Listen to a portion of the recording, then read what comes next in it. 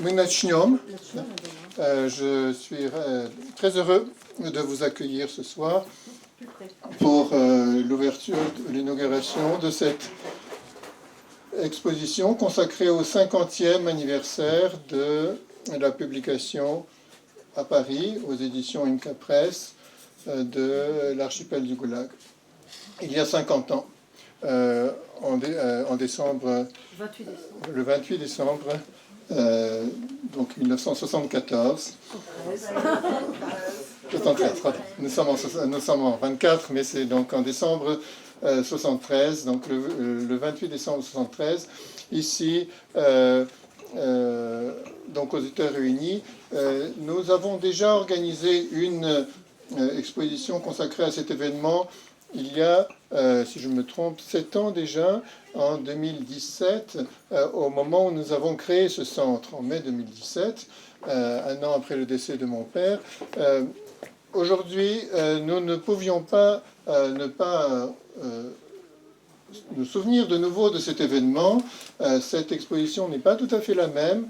Elle est centrée sur l'événement même de la publication, ce qui a immédiatement précédé, et la manière dont les choses sont déroulées. Nous avons voulu évidemment rendre hommage à Alexandre Solzhenitsyn, l'auteur, l'homme qui a lancé ce défi au pouvoir soviétique. Il lui a porté ce coup dont, d'une certaine façon, le pouvoir soviétique ne s'est pas remis. Et nous avons voulu associer à cet hommage tous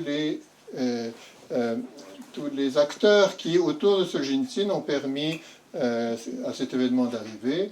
Solzhenitsyn lui-même a rendu hommage, notamment aux invisibles, à tous ces gens qui, avec les risques qu'on sait, mais qu'on a peut-être du mal à imaginer aujourd'hui, une fois que ce régime est tombé, combien il a fallu de courage donc pour affronter ce régime, lui dire la vérité.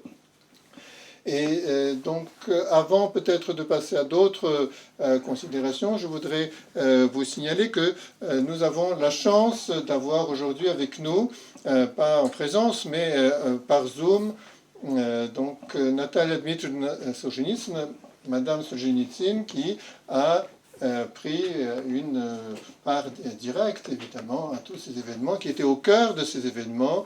Elle les a vécus, s'en souvient, et qui nous en dira quelques mots. Malheureusement, notre système qui permettait d'amplifier le son n'a pas fonctionné. L'image. Alors, il n'y a pas d'image. Tout va bien. Le système qui ne marche pas, c'est l'image. D'accord, le son marche. Hein. Je pense qu'on l'entendra. D'accord. Donc on l'entendra peut-être pas aussi bien qu'on aurait pu, mais vous n'aurez qu'une petite image, en tout cas, que je vous invite maintenant à regarder. Вот, Наталья Дмитриевна, мы можем вас теперь слушать.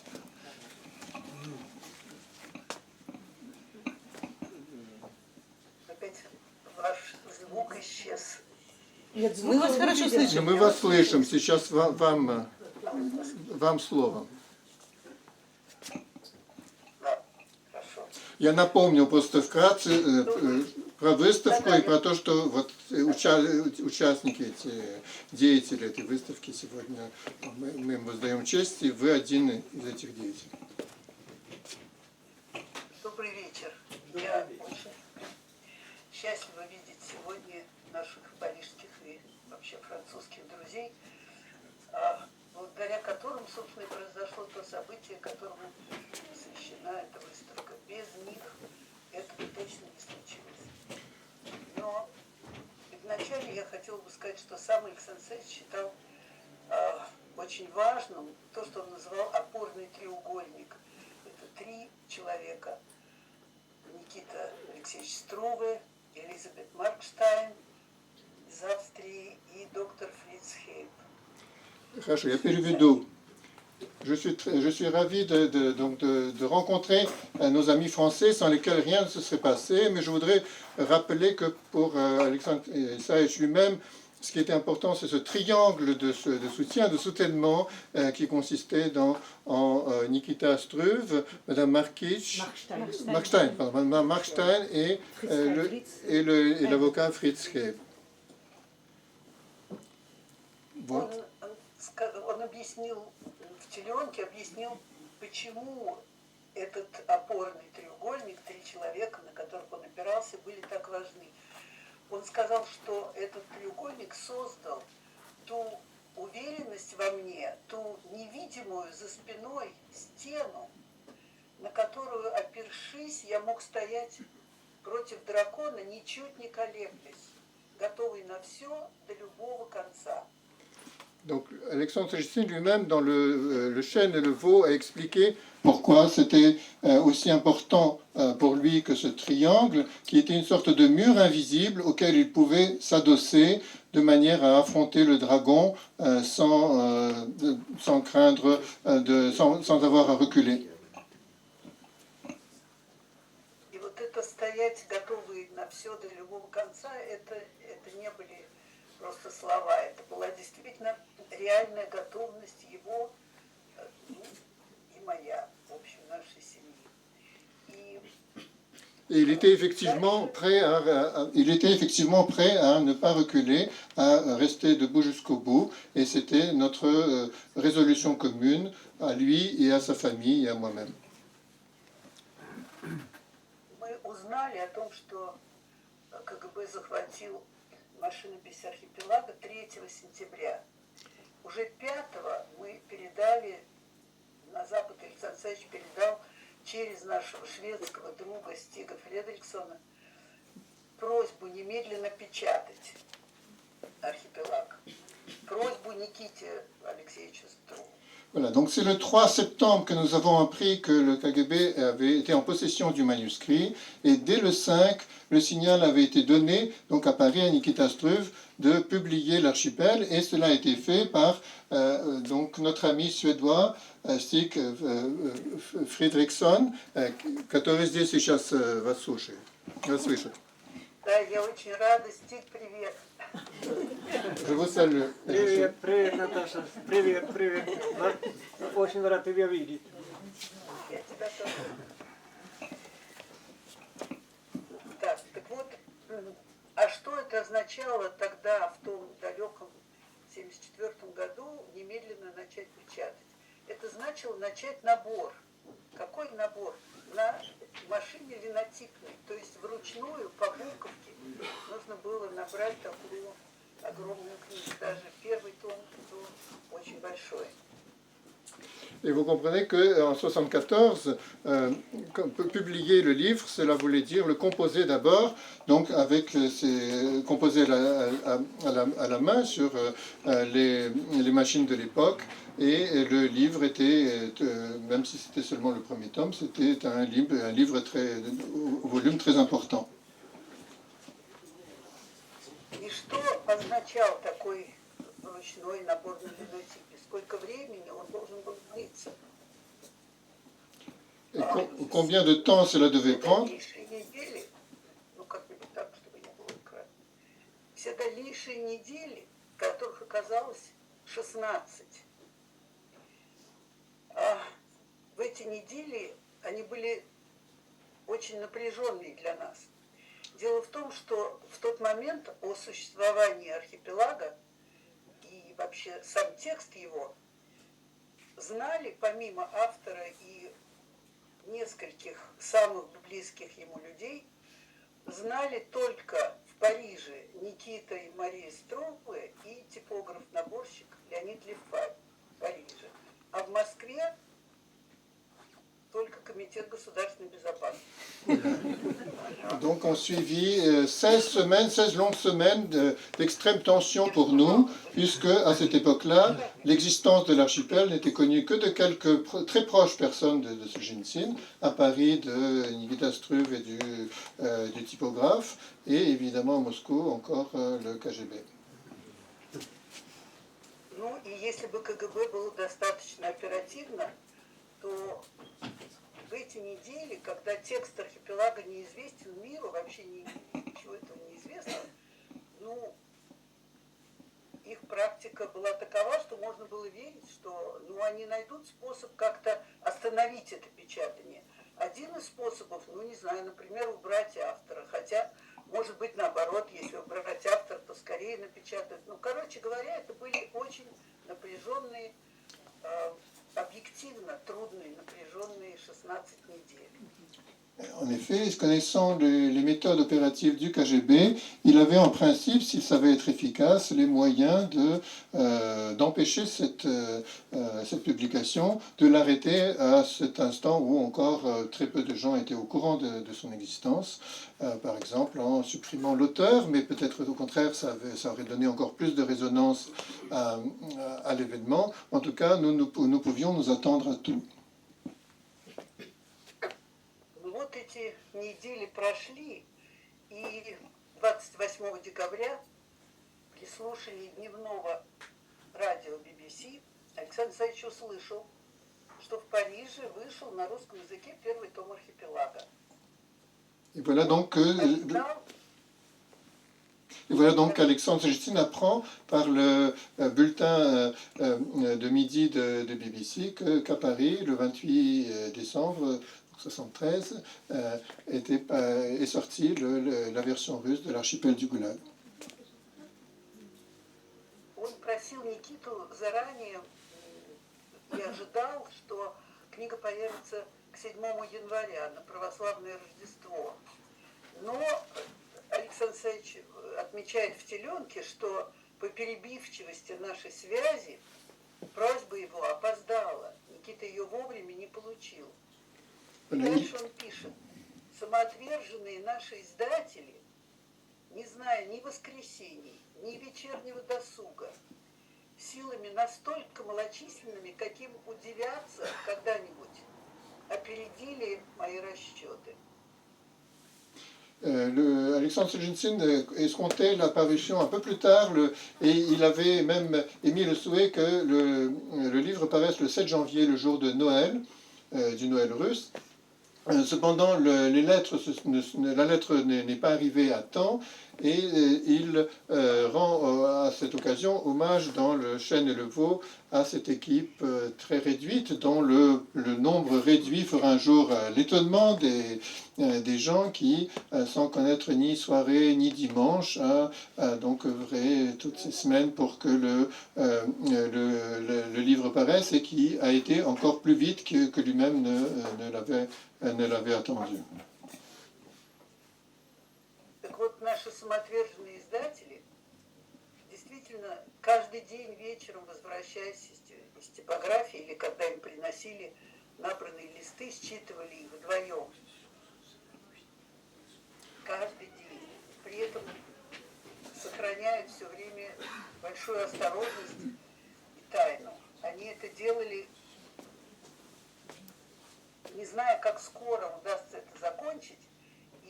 И наш наборщик Леонид Михайлович Лифарь по окончании этой работы, как нам написал Никита, со слезами сказал: когда я умру, положите эту книгу в мой гроб. Это желание было исполнено через сколько-то лет, он умер в 1982 году. И надо прямо сказать, что эти люди, пара Струве и Лифарь, и, наверное, еще, может быть, несколько человек, имен которых я не знаю, которые, может быть, а может быть, и никого больше не было, они в некотором роде, то есть не в некотором роде, а в прямом роде, в общем, спасли Александра Исаевича. Потому что... Oui, d'une certaine façon, donc c'est... Закончите. Да, пожалуйста, нет, говорите. D'une certaine façon, ces personnes qui donc ont mis toute leur force, tous leurs efforts pour que le livre sorte le plus vite possible. L'éditeur, avec son épouse, donc mes parents, passaient les soirées à lire les épreuves pour éliminer les coquilles. Et donc le le typographe, Léonide Lefage, était avec eux la seule personne qui était au courant de cette entreprise. Donc il fallait aller vite, mais il fallait aussi prendre toutes ces précautions pour que le secret soit gardé. Ces gens-là ont sauvé la vie d'Alexandre Solzhenitsyn en allant si vite. Типография не была разгромлена, машинопись, с которой набирал Лефарь, не была конфискована, книга была спасена, но был спасен и Александр Савич. И с того рокового момента он прожил еще 35 лет. Он написал «Красное колесо», написал «Зернышко», двучастные рассказы, горячую и горящую публицистику. И сверх того, сыновья наши выросли при живом отце и его огромном на них влиянии, которое продолжается теперь уже и в их взрослой жизни, когда отца уже 15 лет нет на земле. Et voilà, et grâce à cela, donc non seulement la maison, la typographie elle-même n'a pas été endommagée, tout s'est passé, tout s'est bien passé, mais aussi on peut dire que grâce à cela, Alexandre Solzhenitsyn a survécu. Il a vécu encore 35 ans, il a pu écrire La Roue Rouge, terminer son œuvre, il a pu voir aussi grandir ses fils, élever ses fils, exercer cette influence que l'on voit encore dans leur vie jusqu'à aujourd'hui. Donc, alors qu'il courait ce danger très immense. Весь этот год, 50 лет со времени появления на публике архипелага, повсюду звучат самые разные слова и говорят о значении архипелага, и как он изменил мир, о том, о сём. Меня эти разговоры всегда возвращают вот именно к тем моментам, к нашей московской квартире, в которой теперь музей квартиры Солженицына. Именно к тем дням и неделям, от которых как бы зависела все дальнейшая судьба не только книги, но и наша судьба. И Франция вообще, не только люди, о которых я говорила, но и Франция вообще была настолько дружественной к нам, она настолько стала любимой, что было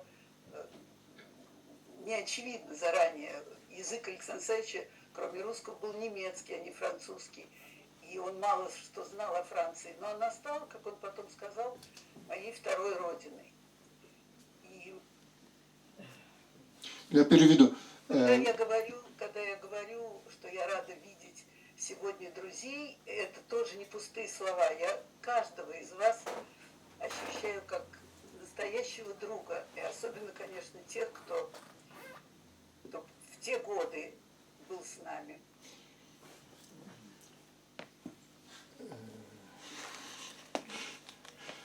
Voilà. Le 50e anniversaire de l'archipel du Goulag est l'occasion de dire beaucoup de choses, de parler à nouveau, de revenir sur l'importance de ce livre, sur sa signification, sur ce qu'il a donné, sur ce qu'il peut encore donner aujourd'hui. Mais pour moi, cela me ramène justement dans cet appartement où nous avons vécu ces journées d'angoisse, d'attente, qui est maintenant un musée. Donc je retrouve, je me replonge dans l'atmosphère de ces journées si importantes qui ont déterminé pour une grande partie tout le destin ultérieur de Solzhenitsyn. C'est aussi à cette occasion que s'est noué d'une manière inattendue pour nous un lien tout particulier avec la France. Solzhenitsyn n'avait pas de lien particulier à la France précédemment, sa langue étrangère était l'allemand, mais il a bénéficié d'une telle bienveillance de la part de la France que la France est devenue un pays d'élection, un pays favori pour lui. Et quand je salue aujourd'hui les amis français, par quoi j'ai commencé intervention. Je ne fais pas, ce ne sont pas de vaines paroles. Je me souviens de beaucoup d'entre vous et personnellement, et c'est une vraie amitié qui nous lie avec les gens d'ici. Спасибо большое. Спасибо вам.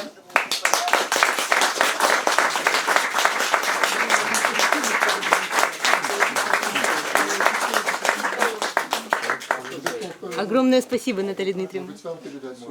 Да-да. Vous avez bien compris, c'est un des invisibles d'Alexandre Solzhenitsyn. Aïe, excusez-moi. Est-ce que ça va mieux? Voilà, donc ça nous paraît tout à fait naturel. Donner tout de suite la parole à Stig Fredriksson. Vous avez bien compris, d'après les courts échanges avec Natalia Dmitrievna, il s'agit d'un des invisibles d'Alexandre Solzhenitsyn. Donc ces gens qui ont transmis, grâce à qui les manuscrits sont arrivés à Paris. Et donc Stig, il était correspondant. C'est grâce à lui que les lettres codées sont parvenues jusqu'à l'éditeur d'Alexandre Solzhenitsyn, c'est-à-dire Nikita Struve, et jusqu'à son avocat, Fritz Reb. Et bien plus que être un invisible, il était un des maillons centraux dans cette chaîne de communication, comme Alexandre Solzhenitsyn le dit dans son livre Les Invisibles.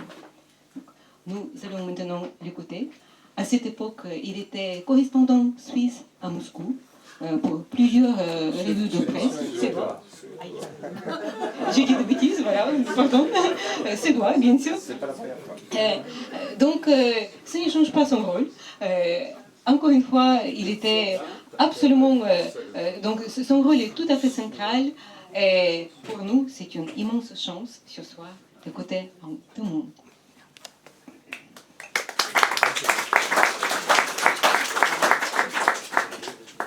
Merci, спасибо, Наталья.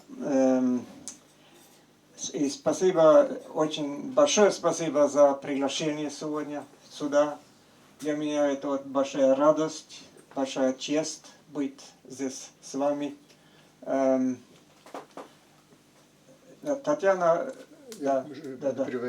C'est donc, je remercie Nathalie Dmitri, mais je remercie aussi tout le monde. C'est pour moi un grand honneur que d'être ici avec vous.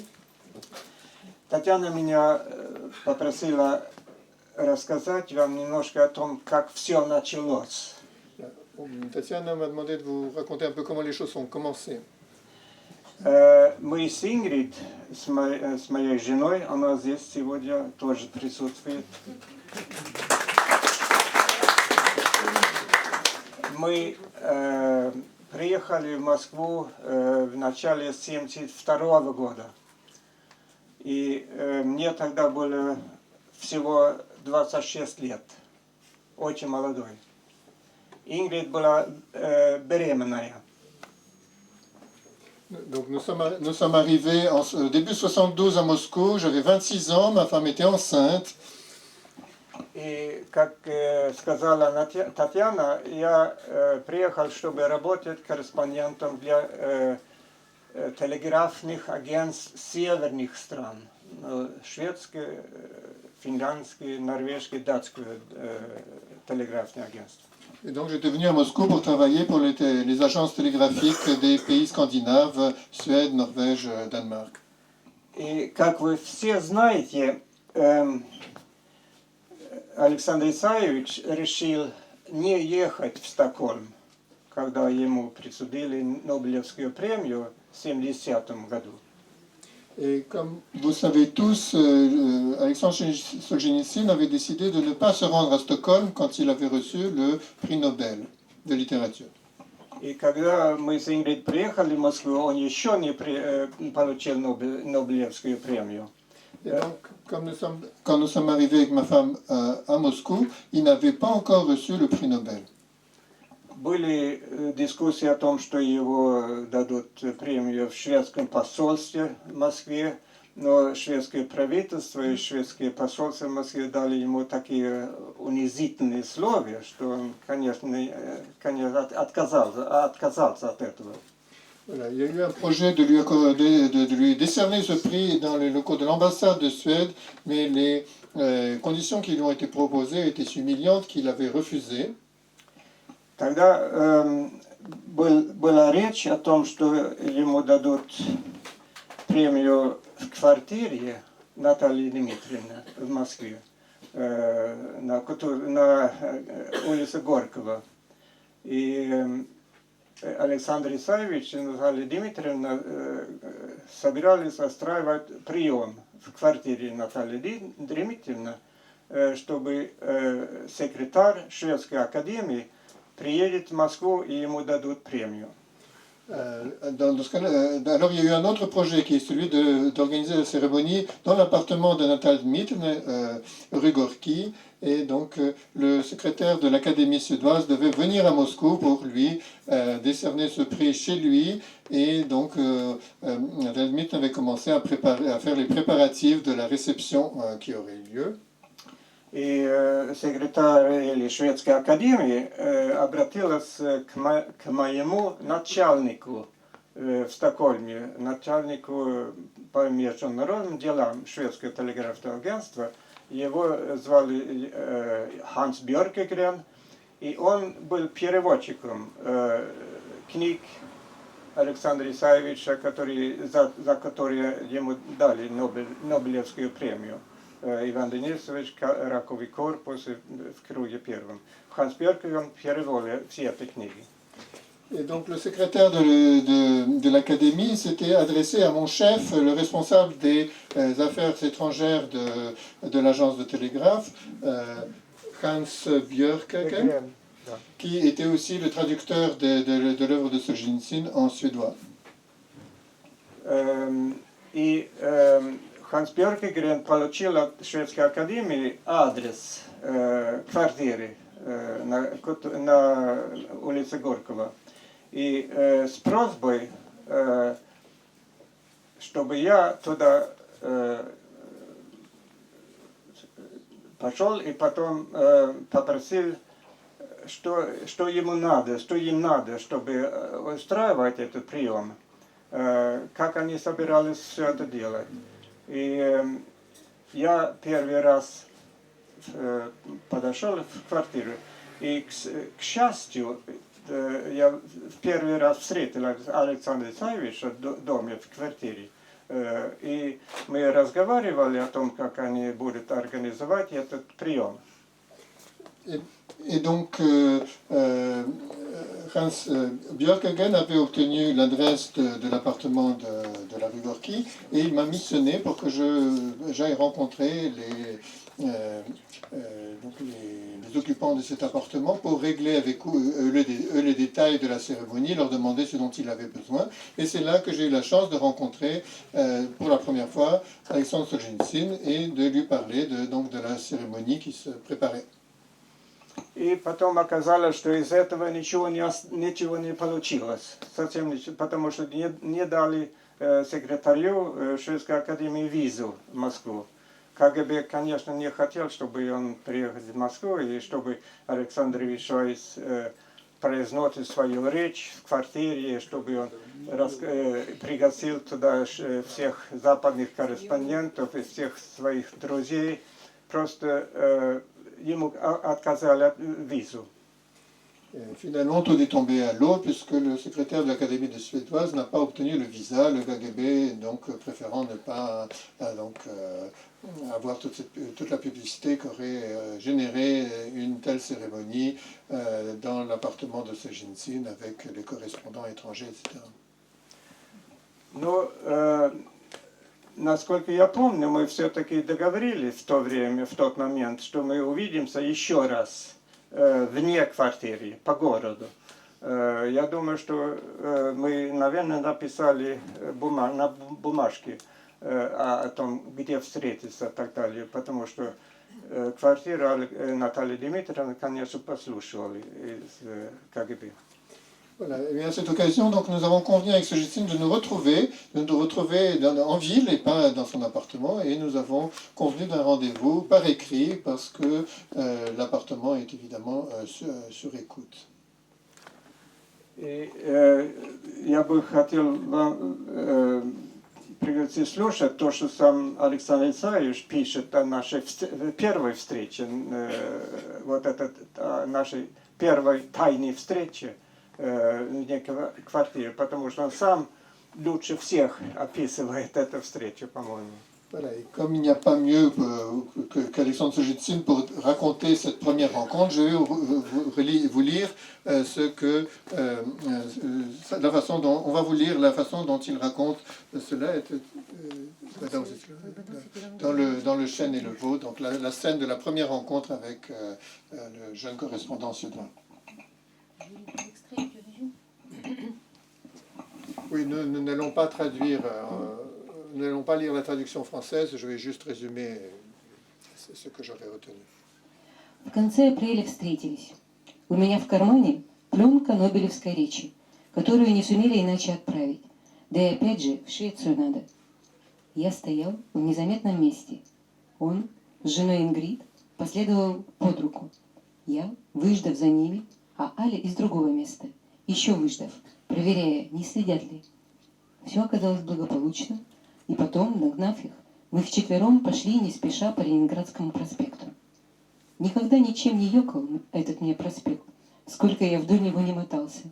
А теперь, при каждом воспоминании, последняя улица, по которой везли меня на высылку из России. В разговоре я предложил ему, он согласился, и в темном дворе я передал ему пленку. По народной примете, беременная баба при деле к удаче. А тут было 2 беременных, обе наши жены. И он увозил свою в Швецию народа. Donc c'est le récit de la rencontre et de la transmission du microfilm avec le discours du Nobel. Donc ça se passe sur l'avenue de Leningrad à Moscou.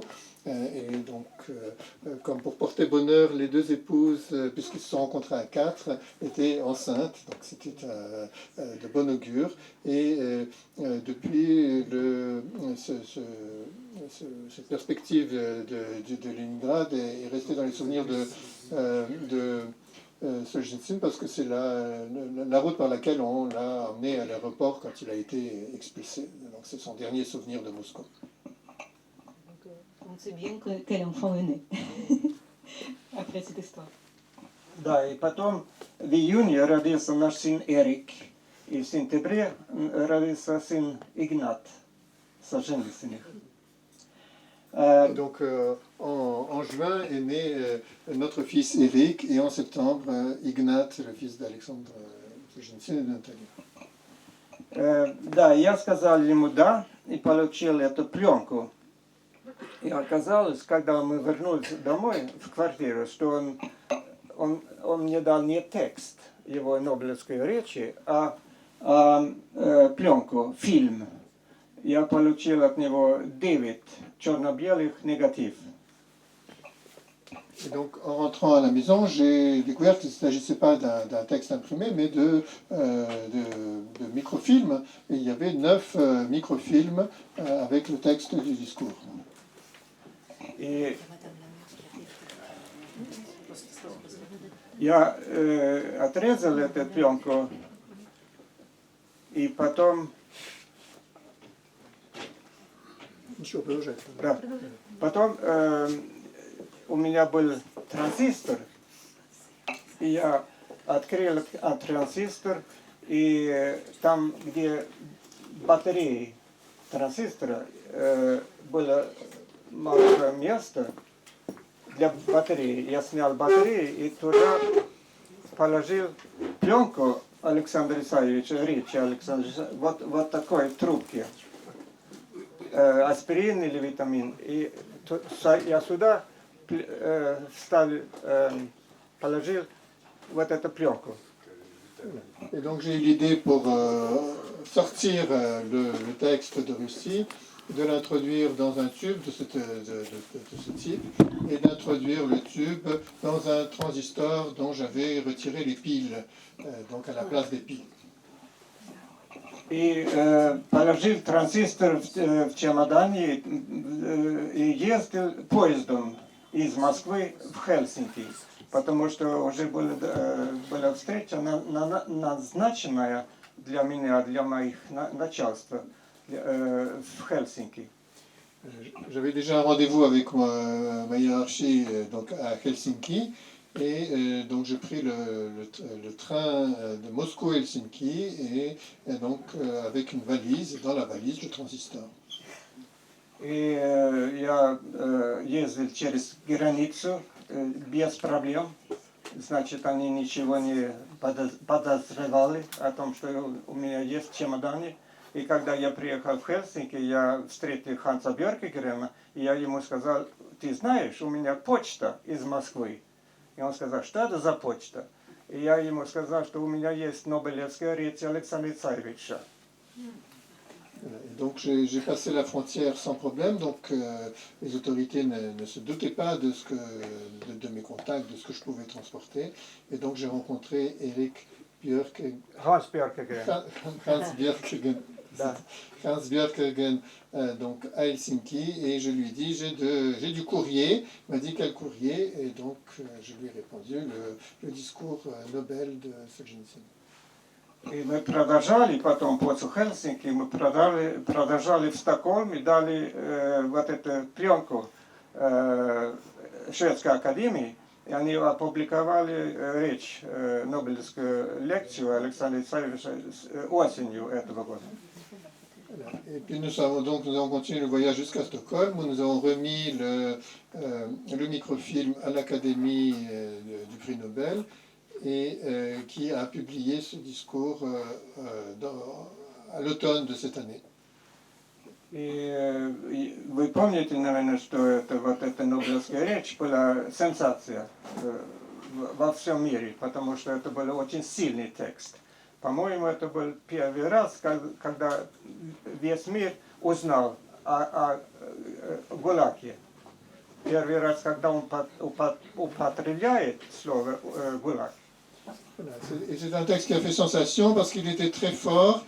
C'est la première fois, je crois, que le monde a entendu le nom Goulag, donc le nom des camps soviétiques, puisqu'il emploie le mot Goulag dans ce discours de prix Nobel. Вот это было начало моего, так сказать, моего времени как тайный курьер, тайный связной Александра Царевича. Это продолжалось почти 2 года до того, как его выгнали в феврале 1974 года. И Александр Царевич скоро нашел, что это надежный способ, чтобы иметь связь с Западом. И он назвал этот путь ВСП, Великий Северный путь. Voilà, donc c'était ma première mission en tant que courrier secret de Solzhenitsyn, fonction donc que j'exerçais durant 2 ans jusqu'à son expulsion en 1974. Et donc Solzhenitsyn a trouvé qu'il tenait là un moyen sûr de correspondre avec l'Occident, et il a nommé ce moyen VSP, Veliki Severny Put, la grande voie du Nord, pour ce moyen de communication avec l'extérieur. И об остальном я буду вам рассказывать через месяц, когда меня сюда еще раз, как мою роль в том, когда публиковали именно архипелаг ГУЛАГ, я буду вам через месяц рассказывать. Je vous en dirai un peu plus sur mon rôle dans la publication de l'archipel du Goulag la prochaine fois, puisque je dois revenir ici dans un mois. Merci.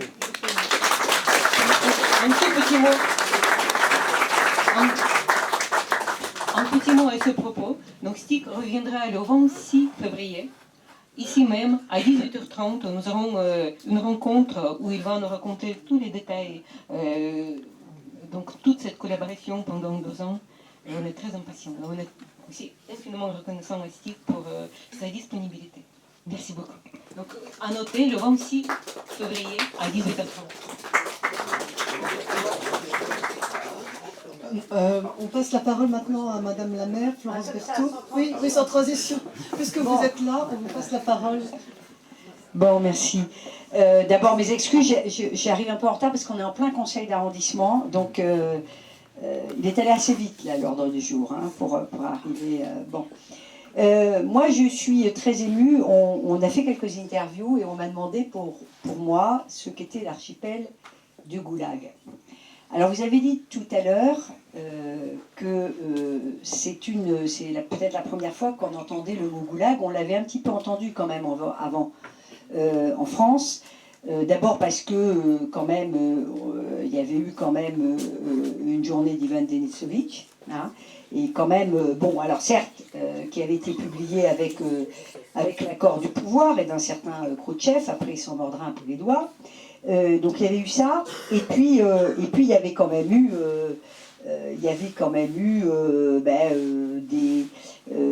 des transfuges hein, qui nous disaient un peu ce qu'il y avait. Mais on ne voulait pas le croire et on ne voulait pas ouvrir les yeux. Moi je me souviens très très bien, c'est une image très très forte, j'étais toute gamine, mais je me souviens quand il avait été... quand Alexandre Solzhenitsyn a reçu le prix Nobel, et je me souviens aussi de ses émissions et ses prises de parole à la télévision française. Ça m'avait beaucoup marqué. Alors, mes parents étaient exploitants agricoles, et dans la ferme, il y avait notamment une émission d'un certain Pivot, et on se mettait tous, quand Pivot faisait son émission, on était tous en randonnion pour écouter cette émission-là. Je dis ça parce que, par parenthèse, c'est pas le sujet ce soir, mais on a une télévision publique qui s'est sans doute beaucoup appauvrie. Et ça, c'était des très très grands moments. Alors évidemment, ici, vous connaissez cet endroit par cœur. Je n'ai pas cité toutes les personnes qui sont là. D'abord, je ne vous connais pas tous, mais je suis très heureuse d'avoir Hervé Mariton qui est parmi nous, parce qu'on s'est beaucoup côtoyé, notamment dans les assemblées, et qui non seulement russophile, mais en plus il est russophone. Donc lui, il n'a pas besoin des traductions quand vous vous exprimez. Et puis, et tu es ici, tu le sais, au cœur du 5e arrondissement, dans un endroit qui est merveilleux, parce qu'il a gardé un petit côté suranné. Alors, je n'ose pas dire que c'est ce qu'on aime, mais moi, à titre personnel, vous ne serez peut-être pas d'accord avec moi, mais je trouvais tellement triste si tout d'un coup on avait des bons rayonnages, vous voyez, un peu super. On va rester comme ça. Il y a un côté vraiment, on est dans l'ambiance. Et quand on va dans votre très joli musée, grâce à vous, j'ai découvert. Alors, quand est-ce que ça a été inauguré? Il y a 4 ans? Il y a 5 ans. Bon. Avec Madame. 2017. Voilà. Et j'en garde un souvenir ému. Et alors, cette histoire que vous venez de nous raconter, on en avait eu quelques bribes. Alors, on est en plein film d'espionnage. Et je me dis, est-ce qu'à 26 ans, nos jeunes qui ont 26 ans, ils auraient autant de courage que vous? Parce que vous étiez jeune, très jeune, et je trouve comme ça que vous avez pris des risques absolument inouïs. Alors, je ne vais pas rallonger, mais j'aimerais bien savoir après pourquoi vous avez pris ces risques, et peut-être que ça a été raconté, non? Et qu'est-ce qui vous amène à un moment donné à prendre des risques aussi inouïs sur le terrain, qui est un terrain à la fois de la littérature, mais aussi des libertés. Donc moi, j'ai énormément d'admiration pour voilà, toutes les personnes qui prennent des risques pour défendre ce qui est finalement notre bien le plus précieux, la liberté. Donc bravo pour cette initiative, bravo pour ce bel anniversaire qui a été un tsunami dans le monde occidental, pas que, mais aussi et surtout dans le monde occidental, et surtout on a enfin ouvert les yeux. On a beaucoup de mal à ouvrir les yeux. Il faut toujours... on redécouvre Peggy, qui n'a pas tout à fait la même écriture que Solzhenitsyn, mais il y a un truc que je trouve qui va très bien à l'œuvre de Solzhenitsyn, en tout cas, et à ce moment de vérité qu'a été aussi l'archipel du Goulag qui nous a ouvert les yeux, c'est il faut toujours dire ce que l'on voit, mais surtout il faut toujours voir ce que l'on voit. Et grâce à l'archipel du Goulag, on ne s'est pas contenté de dire ce que l'on voyait, mais ça nous a aidé, nous, à voir vraiment ce qu'il fallait voir. Merci infiniment. Merci beaucoup.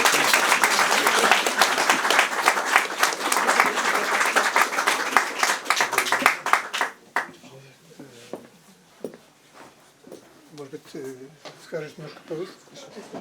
Est-ce qu'on passe la parole à Georges Niva ou je parle? Oui, Peut-être on va dire quelques mots d'abord sur un peu plus concrètement sur le... Un peu plus concrètement sur l'exposition, je pense qu'il faut aller la voir. Ce que Stig a raconté, même l'extrait qu'il a lu, il est cité dans l'exposition, parce que l'exposition l'a construit essentiellement à partir du livre Les Invisibles. On voulait vraiment donner la parole à Alexandre Solzhenitsyn et à mon père, donc il y a aussi des citations que l'on a prises dans différentes interviews que mon père a données. Donc il y a beaucoup à lire, mais c'est en bilingue, donc ne vous inquiétez pas, il y a du texte, mais la moitié du texte est pour les francophones, l'autre moitié est pour les Russes. Donc il n'y en a pas tant que ça. Il y a des archives photographiques, il y a des archives transmises notamment par Stig Fredriksson et par l'Institut Goscinny sur l'imprimerie Berezniak. Il y a des extraits de journaux, les lettres de Solzhenitsyn à mon père, des commentaires. C'est assez riche, prenez le temps. Et ne montez pas tous à la fois parce qu'on n'y arrivera pas. Donc, nous vous invitons en tout cas à revenir peut-être aussi un autre jour, regarder ça plus tranquillement. Il y a beaucoup à voir.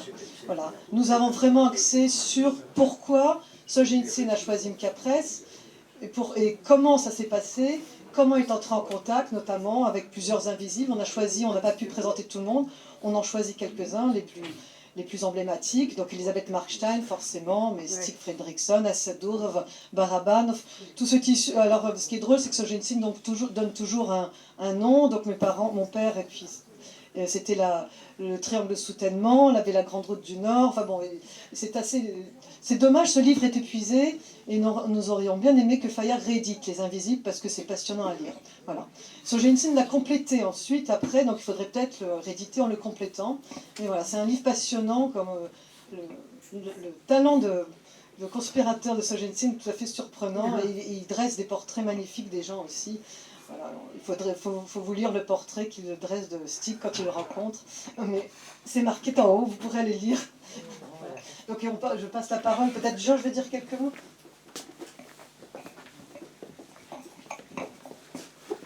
Alors, en écoutant Stig, je me disais, oui, le KGB est tout puissant, mais pas tout à fait quand même. Il y a eu des dysfonctionnements. En écoutant Madame la maire, je pensais qu'il faut que je la remercie, puisque c'est chez elle qu'on a pu faire une exposition, une grande exposition. Voilà. Et personnellement, je connaissais plusieurs invisibles, mais je n'étais pas un invisible. Je prends un bout de papier parce que j'ai une citation à faire. L'archipel du Goulag m'a fait moins d'impression que la journée d'Ivan Denisovitch, pour tout vous dire.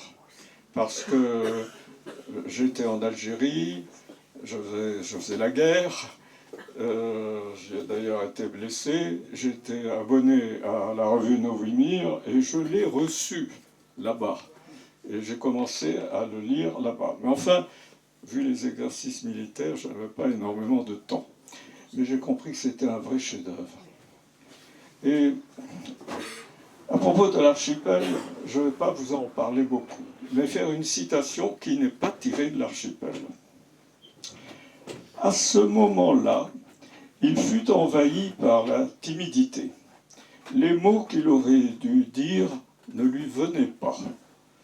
L'autre se retourna, et alors, pour la dernière fois de sa vie, il aperçut à la lumière blafarde de la lanterne ce visage, le visage décomposé du roi Lyre dans son caveau. « Que faites-vous? Que faites-vous » La voix sonnait comme un carillon. « Ce que vous faites est irréparable. » Je n'ai pas mis les noms des voix. C'est tiré d'un incident à la gare de Kochetovka. Et ça se passe entre celui qui est soupçonné et celui qui soupçonne. Et l'irréparable qui s'accomplit, ben, c'est tout simplement qu'il va partir au Goulag et qu'il va sans doute y rester.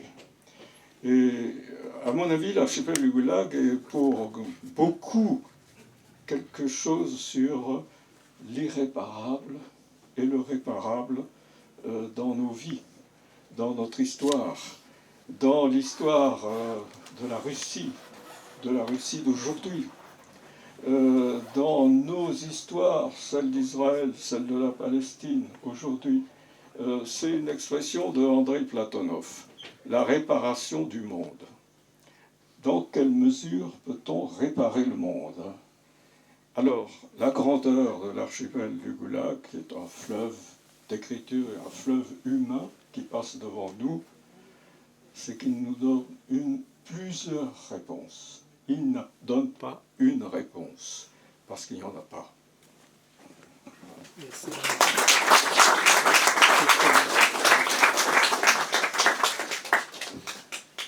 Voilà donc à l'ambassadeur Pierre Morel. Merci beaucoup, Madame le maire. Madame la maire, nous avons travaillé ensemble, je commence par là, vous l'avez évoqué, cette magnifique exposition pour le centenaire Solzhenitsyn que nous avons organisée avec Georges et Hervé Mariton, et les trois complices sont réunis ce soir, c'est la moindre des choses. Juste quelques mots pour cette assemblée qui a besoin de paroles courtes après, dans les conditions d'invasion salutaire de cette librairie pleine de mémoire. Une chose d'abord, c'est les invisibles. Effectivement, il faut se battre pour la réédition de ce livre. Fayard fait beaucoup pour l'œuvre de Solzhenitsyn, nous le savons, nous travaillons avec eux, mais il faut absolument le rééditer. C'est un roman policier passionnant, c'est une aventure extraordinaire. Aucun autre livre n'a été composé comme cela. C'est une centaine de personnes, un travail pendant 10 ans pour que ce livre existe. Et vous voyez dans l'archipel du Goulag tout l'hommage qui est rendu par Solzhenitsyn tout le long de l'œuvre. Mais il faut comprendre comment. C'est un réseau de résistance avec une subtilité, une complexité extraordinaire, des codes, des échanges, des albums de timbres par lesquels Natalia Dmitrievna sait qui a, parce que c'est marqué derrière le timbre, qui a tel manuscrit et telle version du manuscrit. C'est sans fin, c'est un dédale prodigieux. C'est comme ça que ce livre a été composé.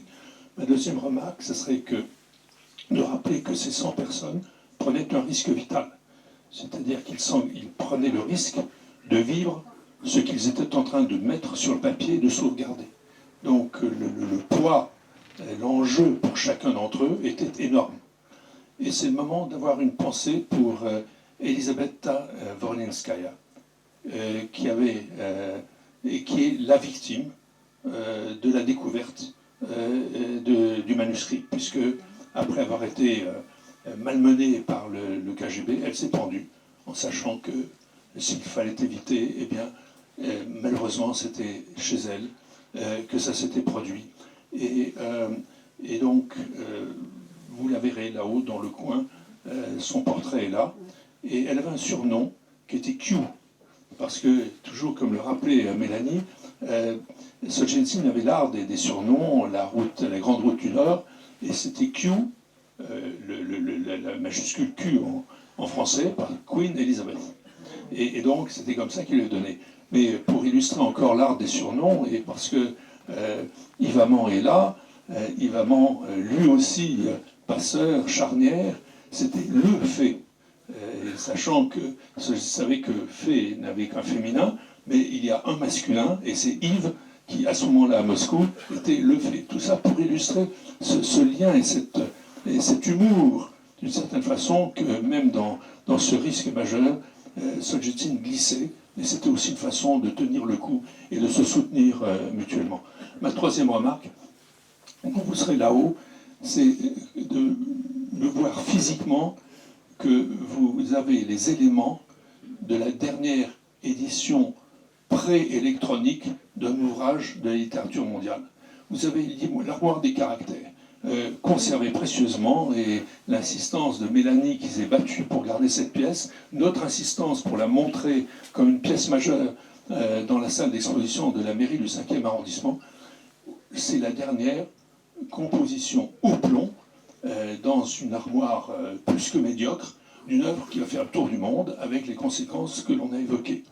De même que le retour en Russie, vous avez une sorte de contre-archipel de la composition du livre avec ce réseau que j'évoquais, et vous allez avoir le contre-archipel de la diffusion, parce que ce livre va circuler à travers tout le pays pour relayer par des réseaux comparables. Et donc, après, tout se passe sur des écrans d'une façon ou d'une autre. Mais là, vous avez une sorte de monument très modeste et un peu étrange pour nous maintenant, quand on voit l'écart 50 ans après. Plus jamais on ne refera un livre aussi important et sur ce mode-là. C'est terminé, mais à partir de là, nous voyons aujourd'hui même à quel point tout cela rebondit, reste actuel et reste pour nous un soutien, une force morale à partager. Merci.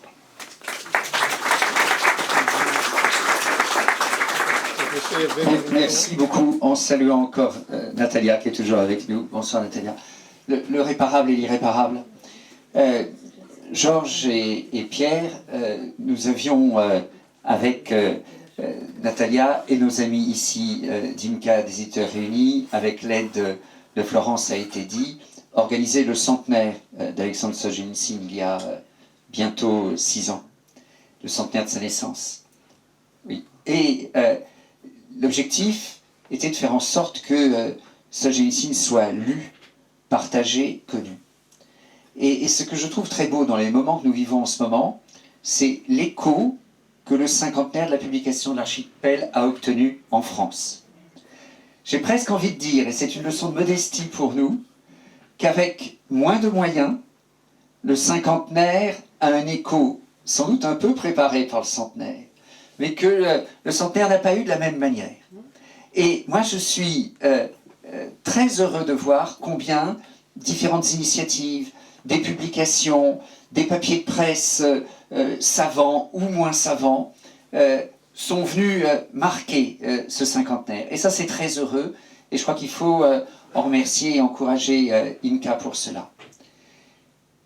Il y a toujours une lumière et une ombre. La lumière, c'est de porter comme cela l'archipel du Goulag 50 ans après, et la place de la France, Natalia a eu la gentillesse de le rappeler. L'ombre, c'est bien sûr ce qu'est devenu ce message 50 ans après, et hélas, combien Alexandre Solzhenitsyn avait raison de souligner que l'archipel a été, l'archipel demeure et l'archipel sera. Et ça, c'est évidemment aujourd'hui une grande tristesse. C'est celui d'un message qui demeure. Ça a été dit sur ce lieu, c'est Florence qui l'a dit.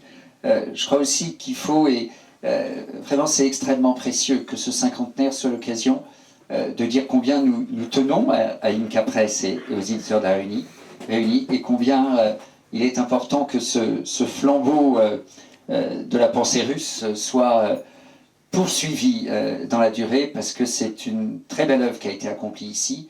C'est grâce à la maison dans laquelle nous sommes que l'archipel a été publié, et je crois que c'est aussi une maison qui peut contribuer à maintenir une petite flamme vivante.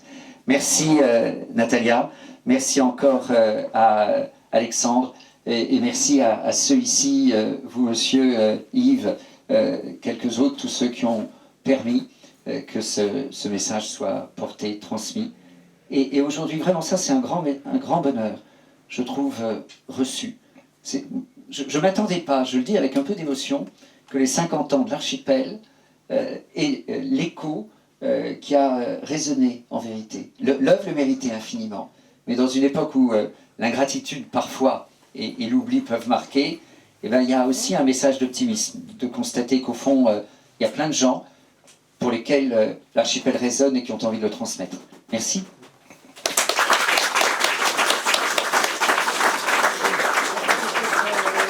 Voilà, on va achever. Quelqu'un peut peut-être dire un mot sur, sur la plaque commémorative qui va être apposée sur la façade de la librairie. Donc c'est quelque chose qui est en cours, tu veux dire un mot? Oui, c'est un projet en cours, grâce aussi à Hervé et à Madame la maire. Ça va être donc une commémoration publique, donc c'est repris. Moi j'avais commencé par une demande privée, mais c'est repris comme une commémoration publique. Donc j'ai rendez-vous bientôt et le projet va maintenant avancer assez vite. maintenant qu'on a compris quelles sont les bonnes personnes à qui s'adresser, ça va aller même très vite. Voilà. Donc les annonces, c'est que l'archipel est encore disponible dans sa version de 73. Alors le premier tome est encore disponible, il est à 30 € je crois. Le second, il y en a beaucoup, mais donc un peu moins cher. Le troisième est très rare et donc il n'est plus disponible. Il était sûrement édité en moins d'exemplaires. Donc vous pouvez vous procurer aussi le livre de Georges Nivard, enfin, avec les extraits de l'archipel. Et tout cela, c'est à la caisse avec votre vendeur habituel préféré. Voilà. Et merci à Natalia Solov, qui est la designer de l'exposition, qui nous a supporté, qui a supporté l'équipe. Nous avons eu du mal à écrire les textes, nous avons été très lents et elle a été très patiente avec nous. Et nous l'avons tout fourni à la dernière minute et elle a travaillé d'arrache-pied. Elle part demain à Moscou voir sa maman. Et donc merci beaucoup Natalia. Oui, et donc à toute l'équipe, à Nathalie et à toute l'équipe dont les noms figurent sur l'affiche, vous allez voir. Effectivement, la célébration du cinquantenaire de l'archipel du Gulag est une célébration publique. C'est quelque chose qui mérite d'être souligné. Et on a évoqué l'importance de cette maison. Nous avons, et je vous remercie d'être venu aujourd'hui, nous avons vraiment besoin du soutien de tous. Les temps sont durs pour les librairies en général, les temps sont durs pour la culture russe d'une manière aussi assez générale, et donc venez acheter des livres, faites connaître la librairie, soutenez nos initiatives, contribuez comme vous le pouvez. Nous avons besoin de votre aide pour continuer notre activité. Merci. Voilà, il y a un petit pot d'amitié pour ceux qui souhaitent rester un peu, ne pas aller tout de suite peut-être parce qu'il y aura du monde pour voir l'exposition.